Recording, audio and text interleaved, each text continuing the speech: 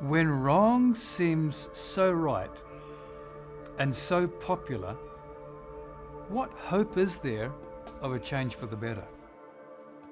When people flaunt their rebellion against God and all that is good, where does that leave you? The battle between the gods that we've seen so far in the book of Daniel reaches a peak in the story of Belshazzar's feast. We've already seen how Nebuchadnezzar squirmed when confronted with the ways that the great God empowered a few Hebrew captives. But it wasn't until he spent 7 years groveling in the mud that he eventually gave his heart to the God he'd resisted so much. Nebuchadnezzar did not live too many years after that. He was replaced by his son Nabonidus, who, incensed by his father's disloyalty to the gods of the realm, made it his mission to atone for that great apostasy. He did this by devoting himself to the moon goddess Sin in a distant town in Arabia for 10 years. To do this, he had to place the crown prince, his son Belshazzar, on the throne as caretaker monarch. It seems that Belshazzar was as opposed to God as his own father. He held a huge banquet for all his aristocracy, 1,000 of them, to celebrate the power of his gods over all the gods of his captured peoples, including the Hebrews.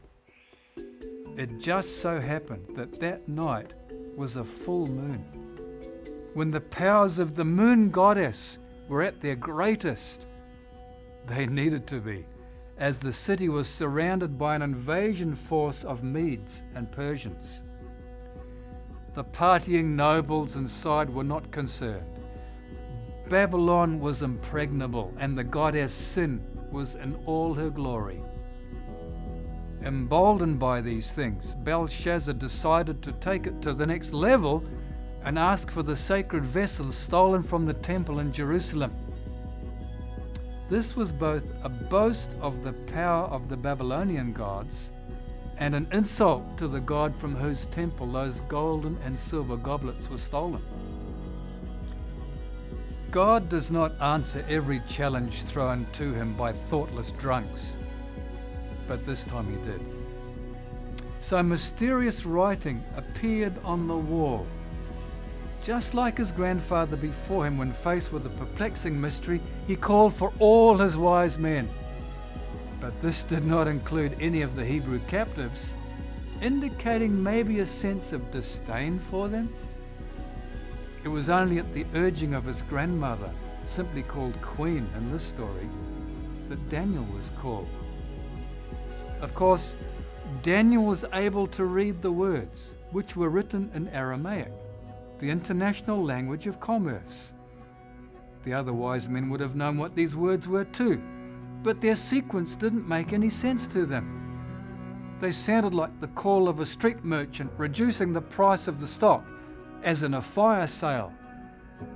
This hints at some end game about to be played out.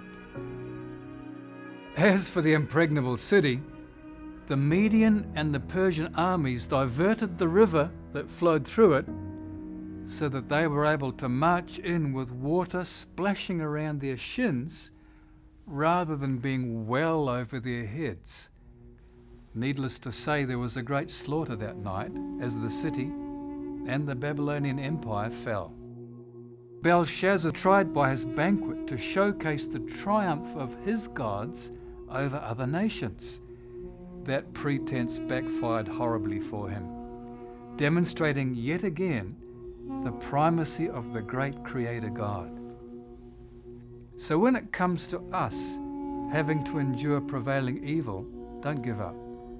God has a way of ending entrenched corruption and oppression. The stories in the book of Daniel reinforce the fact that evil is not permanent, and one day it will come to an end. So be encouraged.